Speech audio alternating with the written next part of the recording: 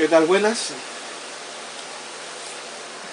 Hoy vamos a empezar con un pequeño tutorial de cómo realizar una comunicación bajo el protocolo Modbus TCP/IP utilizando un Arduino Omega, el Ethernet Child, y para comunicación con el PLC utilizaremos el PLC Koyo, el modelo Clit. Ahora mismo en pantalla pueden observar lo que sería el código en Arduino. Antes de empezar cualquier tema de comunicación es importante verificar que los dispositivos estén en red, o sea, si estén conectados a la red y estén respondiendo.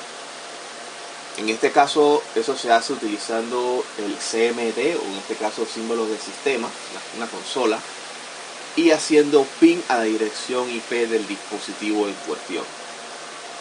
En este caso la dirección IP de nuestro PLC es la 192.168.0.10. y por lo que vemos hay respuesta desde 192.168.0.10. ok, el dispositivo está conectado. Ahora hacemos ping sobre el Arduino. La dirección del Arduino es 192.168.0.50.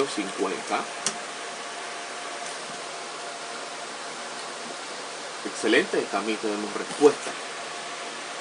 Ya que sabemos que tanto el PLC como el Arduino están en conexión, cerramos el CMD.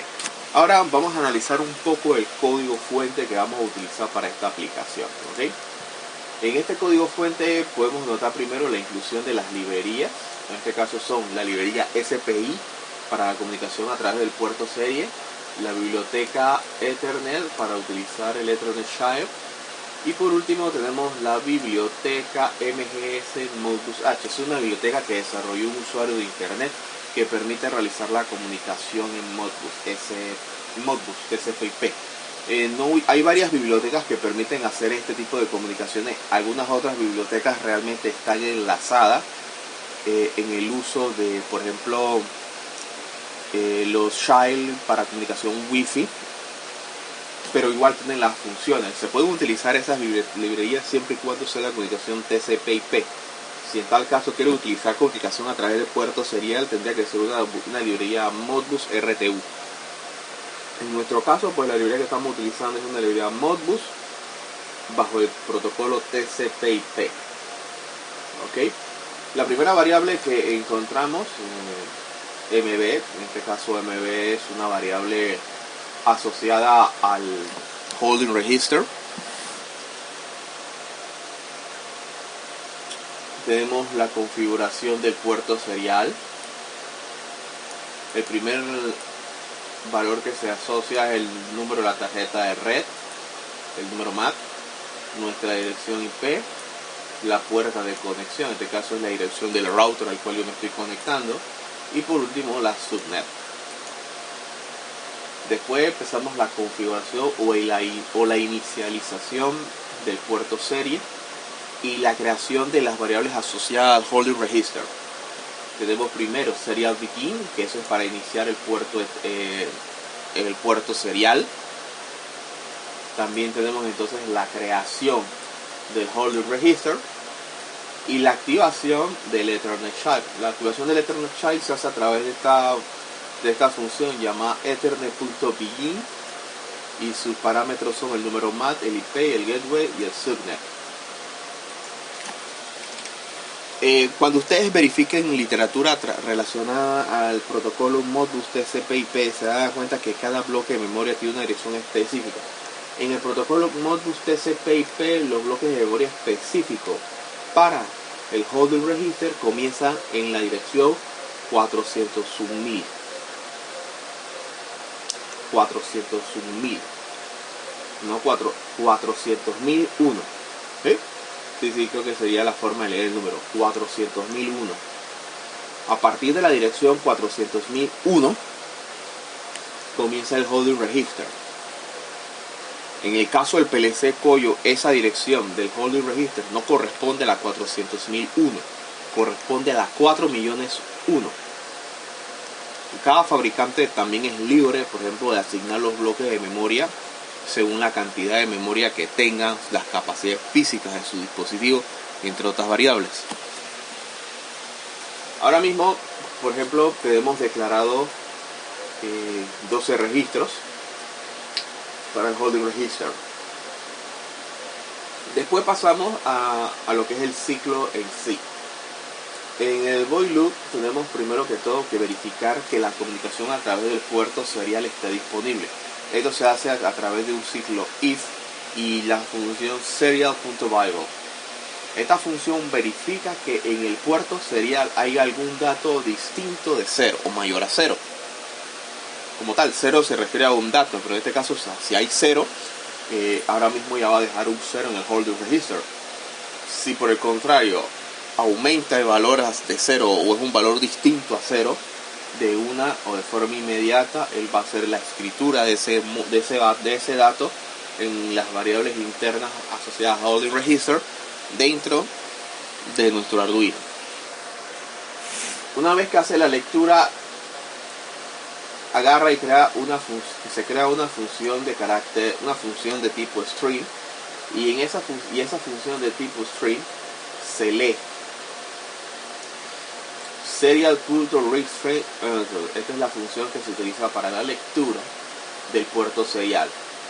¿Ok?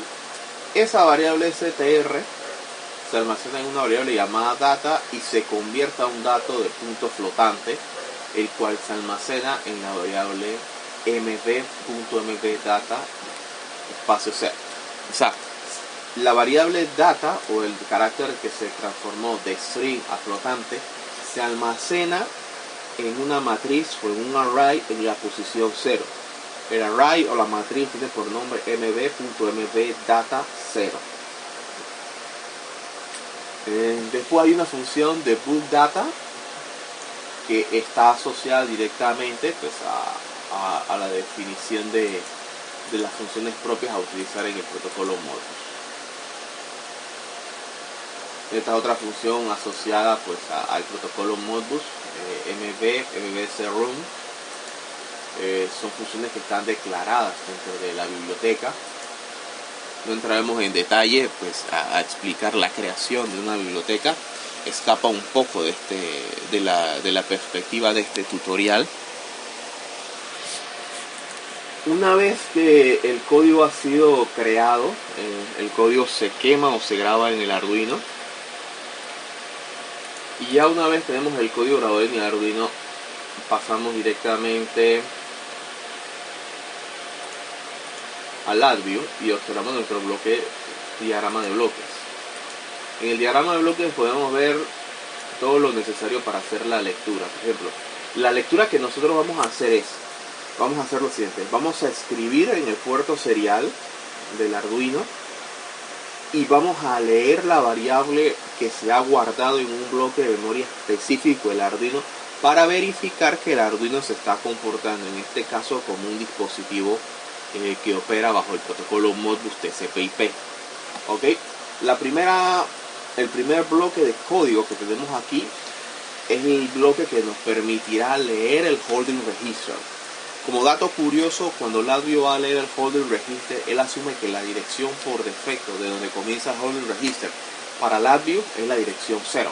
Esa dirección 400.001 y esa dirección 4.000.001 para él es la dirección 0. O sea, el holding register para él ya sabe que el holding register se encuentra ubicado en esa dirección y él simplemente llama al holding register y para él, en su forma interna, él asume que esa dirección es la 0.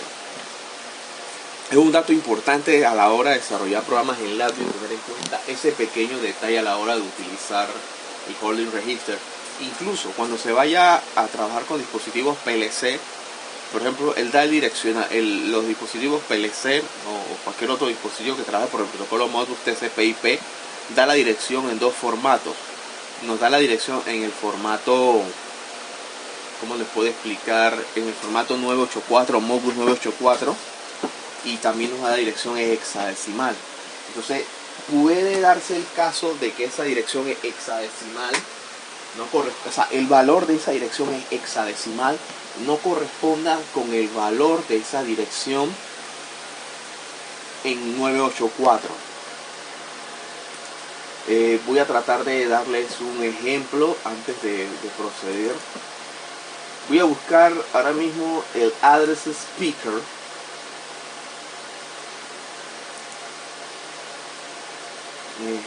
de Modbus para que veamos, ¿no?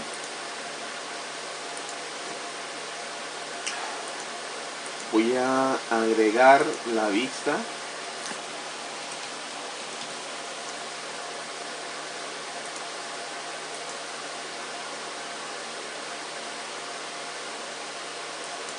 Bien.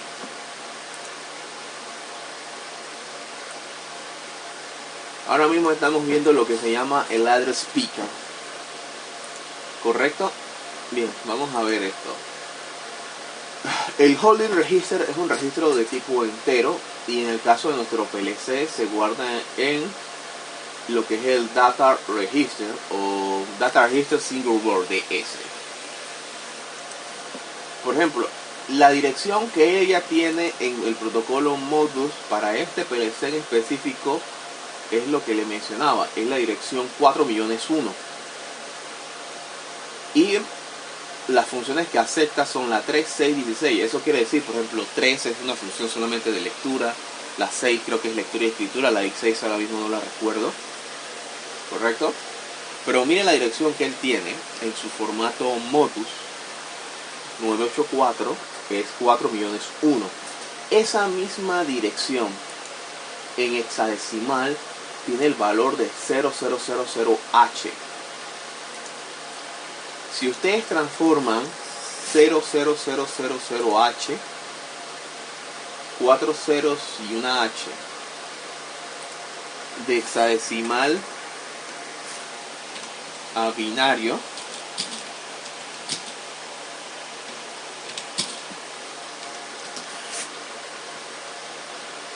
esa dirección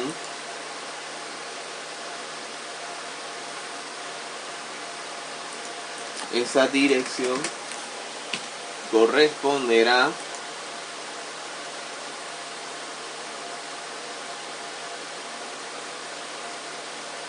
al valor decimal de 0.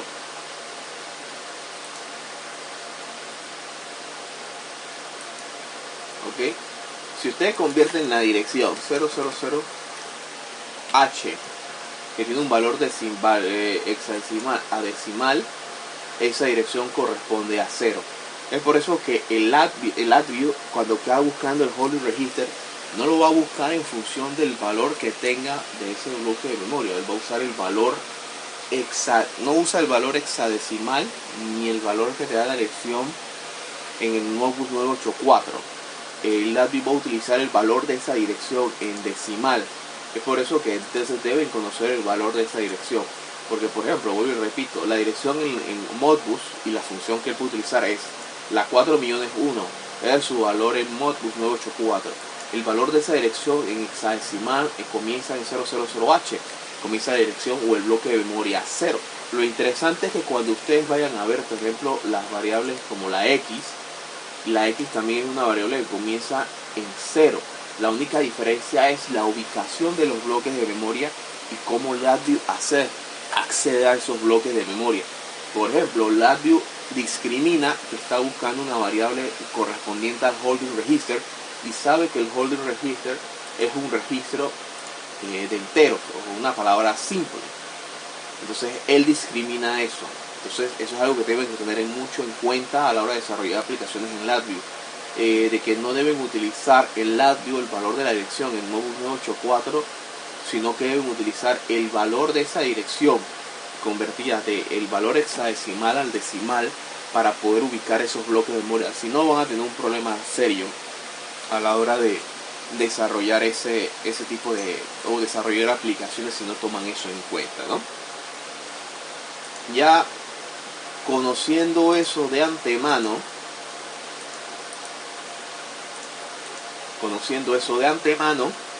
nosotros podemos programar el holding register para que empiece a buscar desde la dirección 0 y que nos despliegue los dos elementos que corresponden al holding register.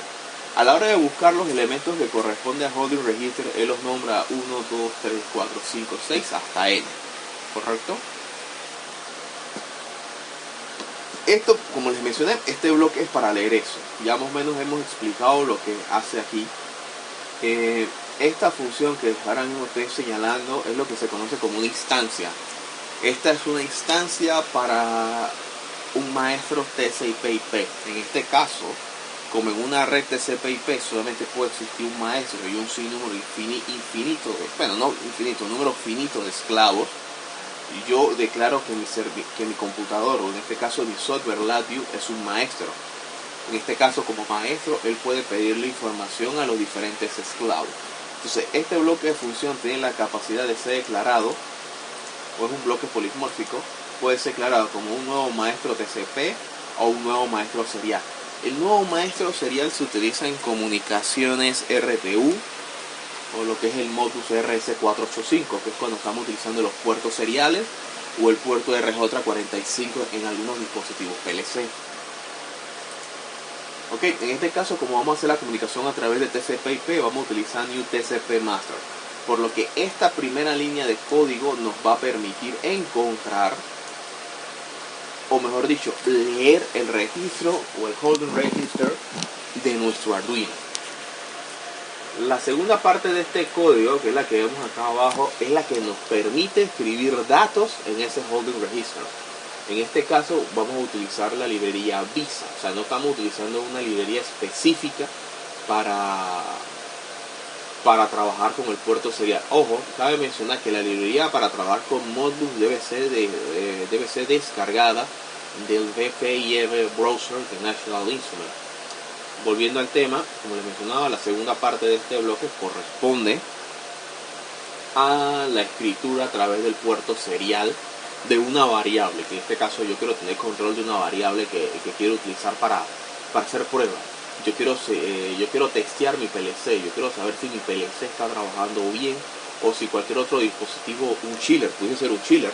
Yo podría con esto engañar a un chiller y hacer creer al chiller que tiene un sensor conectado ahí. Entonces, yo en este caso, yo quiero de repente, como les explico, escribir un dato a través del puerto serial y que el LabVIEW lo lea. ¿Ok?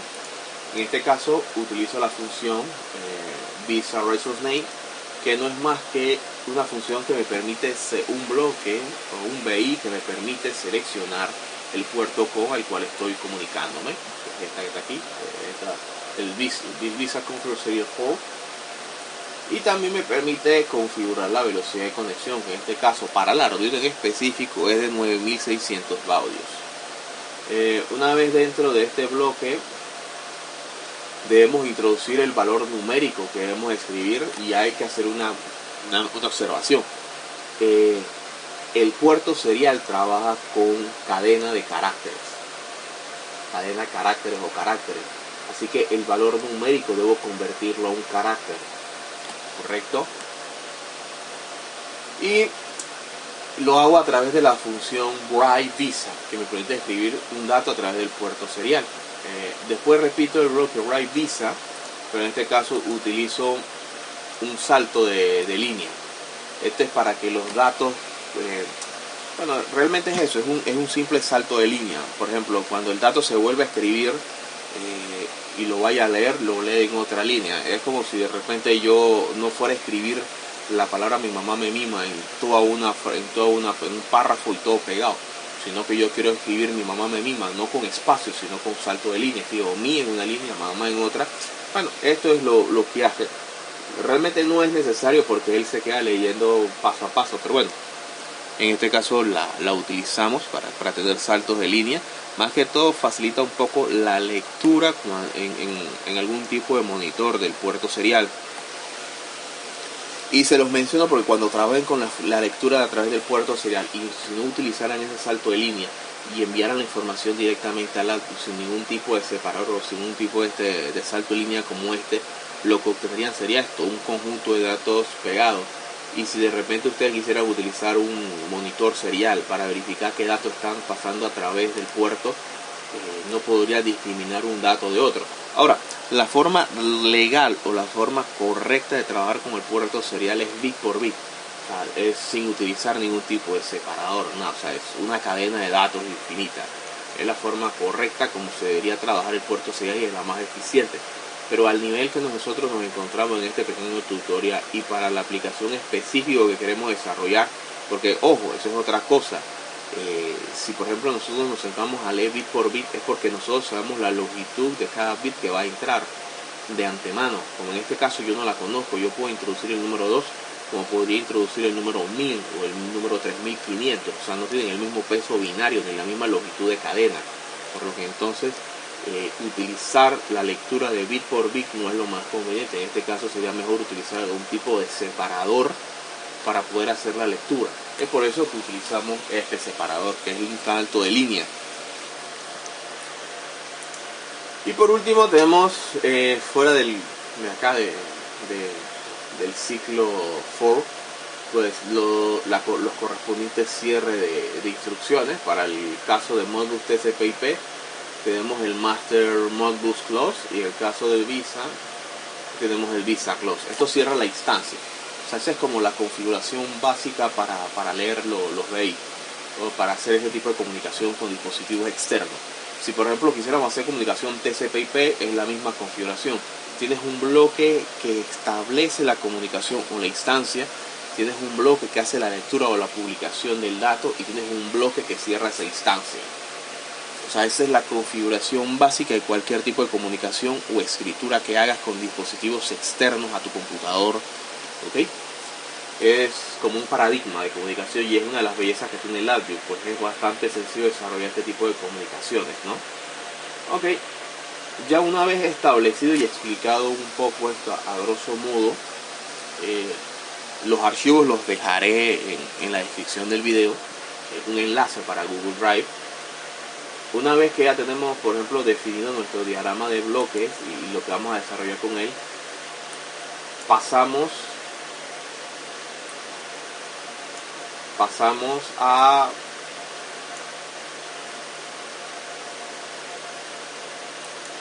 el panel frontal.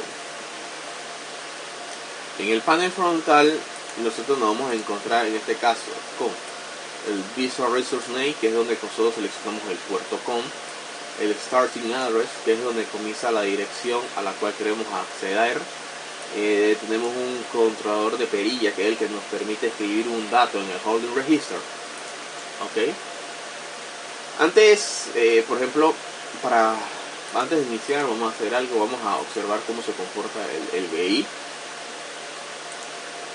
En este caso damos Run y ahora mismo ha comenzado la lectura. Vamos a observar un momento el diagrama de bloque. Ahora mismo estamos observando cómo si existe algún error. Este es un modo de depuración, que es activando la lamparita. Podemos observar que las instancias de Modbus TCP/IP todas son ok. Lo mismo son las instancias del Visa Serial Resource, todas son ok. O sea que no hay ningún error en la comunicación a través de puerto serial, ni tampoco la comunicación a través del puerto TCP/IP.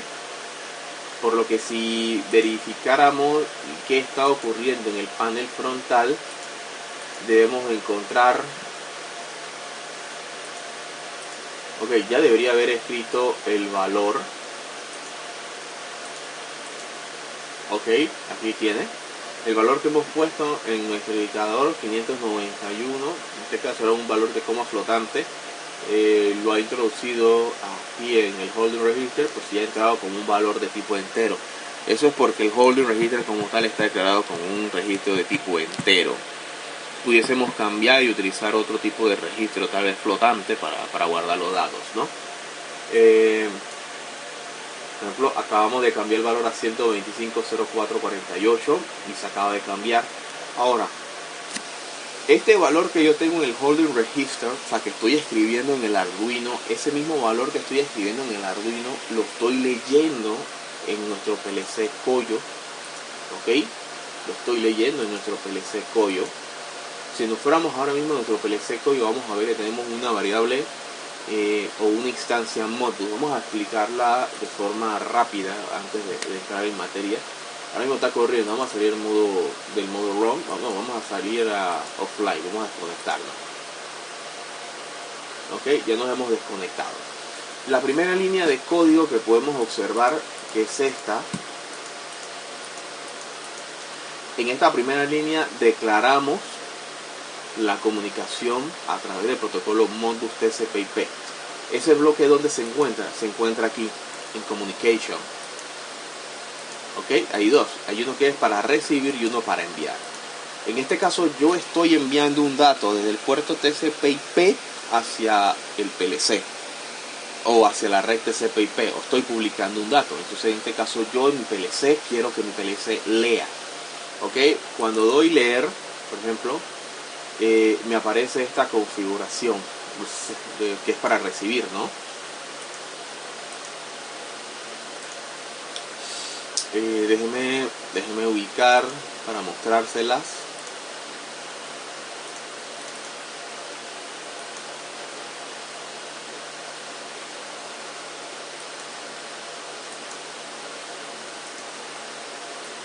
Ok, aquí aparece receive. Cuando vamos a ver esta configuración de receive, primero nos dice qué tipo de puerto vamos a usar. Si usamos el puerto 2, estamos trabajando con Modbus RTU. Si usamos el puerto 1, estamos trabajando con Modbus TCP/IP. Después nos pide algunos parámetros de la configuración del puerto, como qué puerto, cuál es la dirección del puerto que vamos a utilizar, en este caso el PLC, qué dirección tiene. Mi PLC tiene la dirección 192.168.0.10. Eso ya está ahí. Después me pide el puerto de comunicación de mi servidor. En este caso mi servidor se comunica a través del puerto 502. Después me pide la dirección del dispositivo serial que tengo conectado ahí. En este caso mi dispositivo serial va a ser el 1, puede ser el 0, whatever. Después me pide la función Modbus que voy a desarrollar. En este caso tengo la función 01, que es leer una bobina, una salida. Ok, leer una entrada, leer el holding register o leer una entrada. En este caso yo quiero leer el holding register, utilizo la función 03. Después me pide el tipo de direccionamiento. En este caso me pide que si sea Modbus 984 o Modbus Hex Addressing o Client Addressing. Yo les recomendaría que utilizaran Client Addressing o Modbus 984 Addressing. Ok, cualquiera de los dos es funcional. Después me dice cuál es la dirección o dónde comienza la dirección del esclavo. Aquí es la parte un poquito complicada. Ok. En este caso, si utilizara el Modbus Hex Addressing, entonces tendría que utilizar la dirección 4.000.001. Porque si usaran la 401 no le serviría, porque está fuera del rango donde él guarda el holding register. Ok. Ahora, eso si utilizan el Modbus Addressing. Si utilizan el Modbus Hex Addressing, la dirección que tendrían que usar es 0000H. El starting master address es donde voy yo a empezar a guardar la información que estoy leyendo yo. Entonces en este caso yo voy a seleccionar a partir de la DS2. ¿Ok? A partir de la DS2 selecciono yo. Después les explico bueno, ahora van a ver por qué selecciono de la DS2 en adelante. Después me dicen el número de direcciones del maestro. En este caso es 1. La dirección del maestro es 1. Ok, después nos dice, oye, dame una variable para guardar lo que estoy recibiendo. Ah, listo. Entonces yo digo la C, bueno, ya tengo C1, C2, C3. Ah, bueno, voy a escoger C4, pues. Bien. Después me dice, ¿dónde voy a guardar cualquier suceso? Bueno, vamos a agarrar la C5. ¿Dónde voy a guardar los errores? C6. ¿Y dónde voy a guardar una respuesta a un código de error? Pues, por ejemplo, ahí cuando vamos a ver eso utilizo una palabra entera. Como ya yo en la configuración del primer bloque utilicé la DS1, cuando quería utilizar una variable para guardar el dato que estoy leyendo, no podía utilizar la DS1, utilizaba la DS2. Y a grosso modo, pues esa es la configuración, así es como se configura la comunicación Modbus para recibir. Aquí aparece la configuración del bloque que estamos utilizando actualmente. Puerto 1, protocolo Modbus, el puerto es el esclavo, la dirección del servidor, el número del dispositivo esclavo 0, la función de lectura es esta, el Modbus tipo de direccionamiento, en este caso estoy usando Modbus 984, donde comienza la dirección del esclavo. Para mí la dirección del esclavo es la 4.000.001, que es el Holding Register, donde comienza la dirección del maestro para guardar en la DS2, el número de dispositivo es el 1, y el status flag. Aquí aparecen las 4 variables que usaba para el status flag. Aquí aparece todo eso. Ok, ahora ya una vez explicado eso, vamos a proceder a darle online. Ok, en este caso me conecto a mi PLC, está en el modo room, todo está bien. Me dice que si quiero leer el proyecto que tiene guardado hasta ahora mismo en el PLC, o si no lo quiero leer, bueno, quiero leer el proyecto que está ahora mismo en el PLC, le doy sí, me pide que lo guarde, como ya lo tenía guardado le doy reemplazar, y empieza a conectarse, y listo, se conectó. Ahora, yo quiero de repente ver cómo es el estado de las variables. En este caso voy a darle Status Monitor. Status Monitor, ¿ok? Si me doy cuenta, ahora mismo la variable de DS2, que es la que está recibiendo la variable o el dato que envía el dispositivo esclavo, tiene un valor de 125. ¿Ok? 125. Ese dato corresponde al dato que ahora mismo podemos ver en el panel frontal. En el panel frontal podemos ver ese valor de 125 escrito. Ok. Bueno, aquí vamos a colocarlo. Ok, aquí creo que se ve bien. Ok, 125. Acabo de escribir en el valor del Holding Register de mi Arduino el valor de 125. ¿Correcto? Ahora, si yo, por ejemplo, escribo otro valor 571, bueno, 561,63, lo redondea a 572,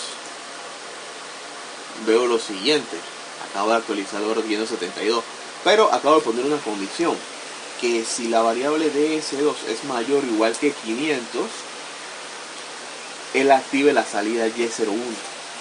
Y si lo observan, es lo que acaba de suceder.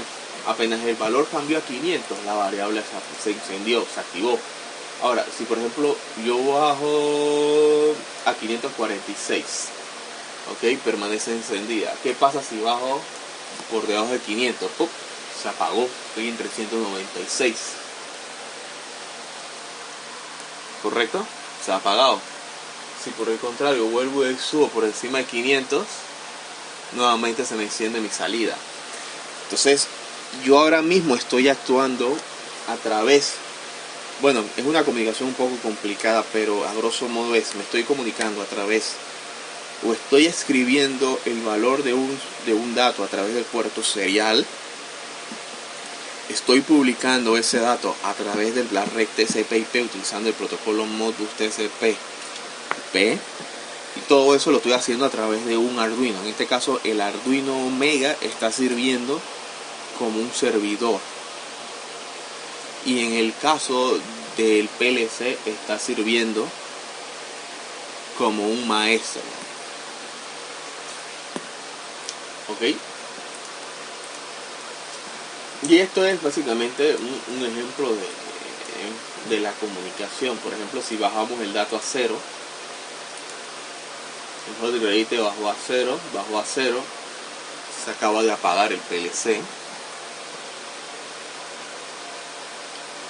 Si por el contrario lo volvemos nuevamente a llevar a 497, no pasa nada. 497 no es 500, pero apenas llego a 500 o paso 500, el PLC se activa y me activa mi salida y es 0. Esto es lo que sería la escritura de un solo dato a través del Holding Register. Ahora, esto se puede extender y se podría escribir n cantidad de datos. N cantidad de datos se pudiesen escribir. en el holding register. Por ejemplo, aquí es un poquito más a caballo. Por ejemplo, si trabajásemos si este mismo ejemplo lo desarrolláramos, qué sé yo, en los PLC de la serie S7 de Siemens, el S7200 o el S7500, la configuración del holding register para trabajar a través del protocolo TCP/IP sería un poco o bastante diferente desde el punto de vista de que yo puedo darle el nombre que yo quiero a ese tipo de variable, y en este caso obviamente la declaro como entera. Cuando se trabaja ese tipo de variables a través de servidores OPC UA, es sumamente sencillo trabajar eso de un servidor OPC UA a un PLC Siemens.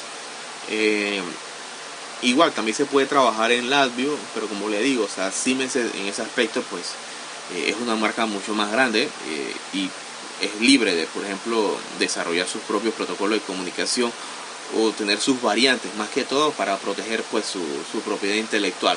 O sea que pues algunas cosas en Siemens pues pueden ser diferentes en otros PLC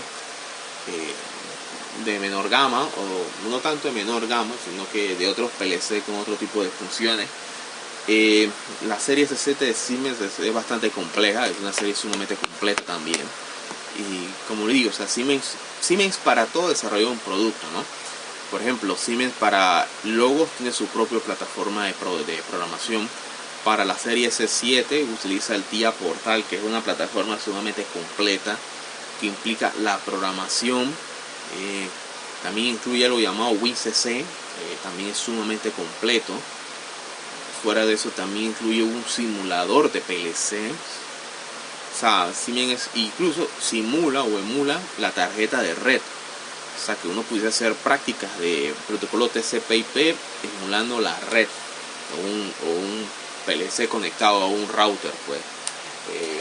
O sea, son cosas que hay que tener en cuenta, pues. Mi recomendación a la hora de desarrollar aplicaciones o integraciones de sistemas entre diferentes productos es conocer a fondo el producto con el cual van a trabajar, ¿no? Porque a pesar de que el protocolo Modbus puede ser un estándar, cada fabricante puede incluir diferentes características a su equipo. Por eso le hacía la mención de los PLC de Siemens, que tienen su propia particularidad. Y por ejemplo, en otras marcas uno es capaz de hacer lo que se llama recurrencia, ¿no? Cuando utiliza funciones o contadores. Pero cuando tú quieres hacer eso mismo en el logos de Siemens es imposible. O sea, yo no puedo declarar un contador y utilizar un contacto auxiliar asociado a la variable del contador sobre ese mismo contador para resetearlo. Pero en otros lenguajes o en otros PLC, como en el Koyo o en otras marcas, sí es posible hacer eso. En las series S7 es posible hacer recurrencia. O sea, yo puedo declarar en una línea el contador TR1 y en la segunda línea para resetear ese TR1 con un contacto abierto asociado a TR1 y lo tiro a su reset. Eso lo puedo hacer en el S7, lo puedo hacer en los PLC Koyo, pero si lo trato de hacer en la serie logos de Siemens, el logo de Siemens me tira un error. Me dice que tengo que utilizar una variable intermedia antes de poder hacer esa asignación directa. O sea, tengo que enviarla a una bobina o una variable auxiliar de tipo con el nombre M1. Y después esa variable M1 sí la puedo utilizar para resetear o sí, hacer el reset sobre el contador. Como les menciono, es importante conocer la tecnología o el equipo con el cual ustedes están trabajando. No solo conocer las generalidades del protocolo, sino conocer a fondo el producto antes de desarrollar cualquier tipo de aplicación o integración. Esto es con el fin de, por ejemplo, obtener la mayor cantidad de beneficios de dicha integración. El hecho de poder utilizar un dispositivo como Arduino para poder simular un sensor realmente es una aplicación interesante, pues a la hora de hacer test sobre equipo. Si por ejemplo uno tuviera que hacer pruebas sobre un cuadro de control, por ejemplo un sistema de bombeo, en un proyecto que todavía no ha sido entregado, que es un proyecto que va a ser entregado próximamente, por ejemplo en 2 o 3 días o dentro de un mes, y estás haciendo pruebas y estás haciendo calibraciones todavía, de repente trabajar directamente conectado a la red del proyecto no tiene sentido, porque es un proyecto que no está terminado. Si por ejemplo tú quisieras verificar, o sea, si tus bombas se activan con unas condiciones de presiones específicas al inicio del proyecto o durante la época del proyecto no ha sido entregado, es imposible, porque las caídas de presión por el consumo de los clientes son cero. Pero en cambio, si tú eres capaz de simular ese valor a través de un dispositivo, en este caso como el Arduino, una tarjeta Raspberry Pi, o a través de un DDC, entonces tú puedes realizar calibraciones sobre tu sistema y ver el funcionamiento de tu sistema sin tener que conectarte a la red de agua potable. ¿Ok? Pudieses ver el comportamiento del sistema y hacer pruebas. Por ejemplo, voy a meter 3 bombas. Está bien. Las 3 bombas, ¿con qué presión se activan? Se activan con una caída por debajo de 40 PSI. Entonces yo con un dispositivo como un Arduino, trabajando con un esclavo TCP/IP Modbus, pudiese mandar la señal al PLC o al cuadro de control, indicando que de repente la presión cayó a por debajo de 40.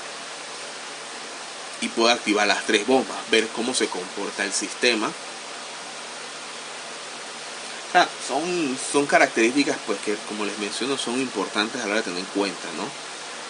Incluso con dispositivos como el Arduino, o inclusive sin utilizar el Arduino, utilizando otro PLC en modo esclavo y utilizando el LabVIEW para poder escribir datos a través de él, o utilizar un servidor OPC para escribir datos a través de otro PLC, o incluso utilizar un servidor OPC para escribir datos directamente en los bloques de memoria de un cuadro de control de un sistema de bombeo, pudieses hacer las pruebas.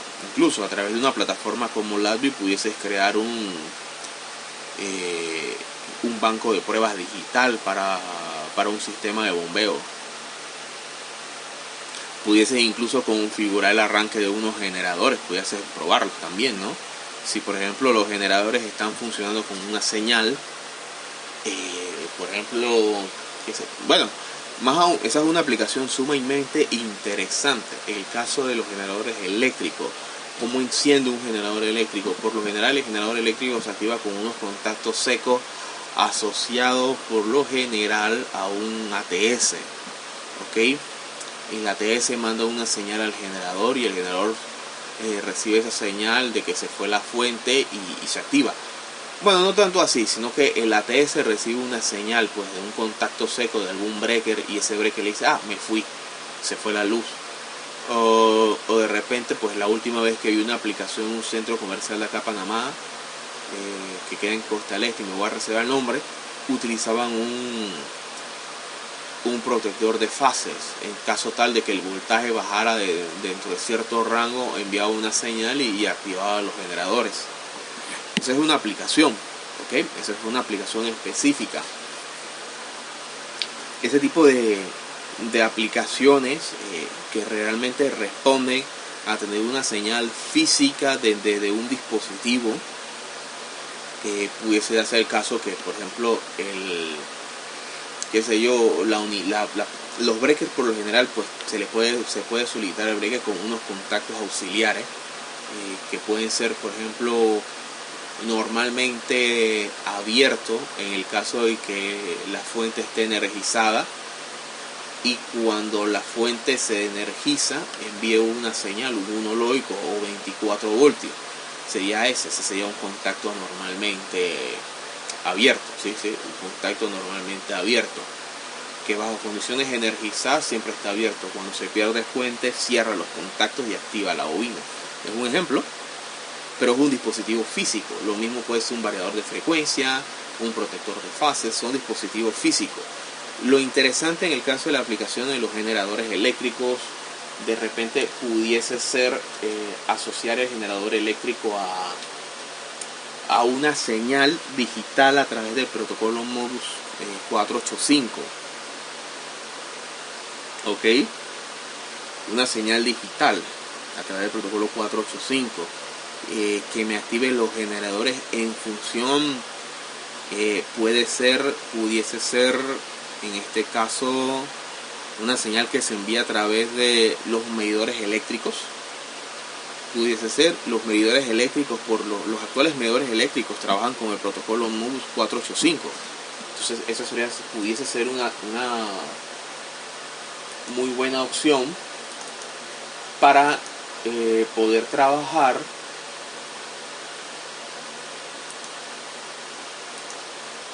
es una muy buena opción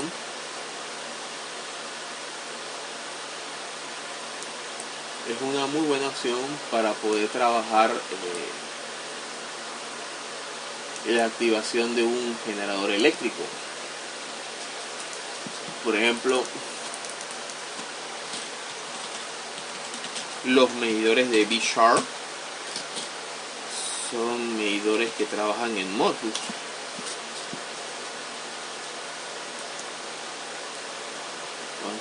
Todos los medidores eléctricos B-Sharp trabajan con protocolo Modbus TCP/IP. Entonces yo pudiese utilizar, en vez de una señal de un contacto seco asociado a un breaker, pudiese ser utilizar pues la señal asociada a un medidor eléctrico, por ejemplo, y pudiese desarrollar diferentes esquemas de protección en el caso tal de que, por ejemplo, que el generador no se active si se me cae una fase.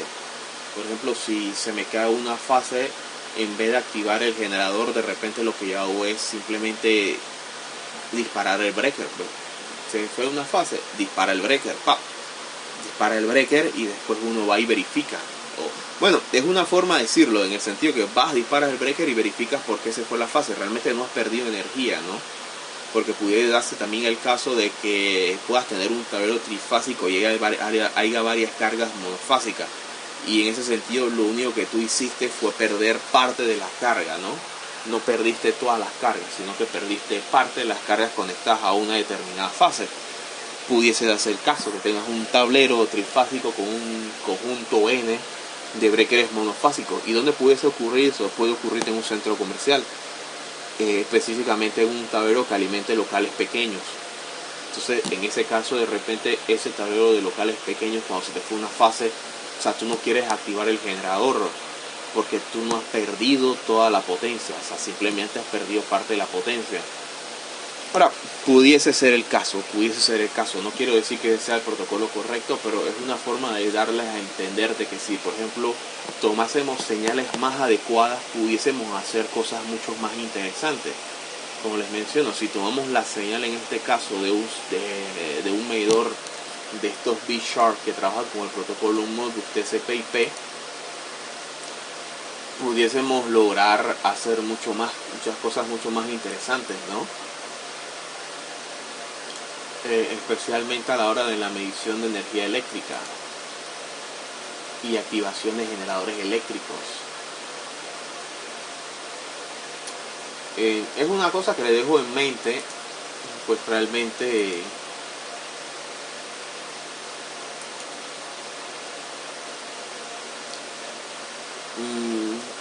pues hay muchas posibilidades, además de utilizar pues las configuraciones tradicionales que existe en el mercado, ¿no? Hay configuraciones sumamente más interesantes. Por ejemplo, este es un ejemplo en donde tengo el medidor, tengo el protocolo Modbus TCP/IP a través de un router en Ethernet. Puedo almacenar algún tipo de registro en una base de datos y de repente pudiese operar con las variables guardadas en esa base de datos cualquier dispositivo. O sea, es una configuración interesante de analizar. Bueno, de verdad que me despido. Ha sido un placer haber desarrollado este pequeño curso. Muchas gracias.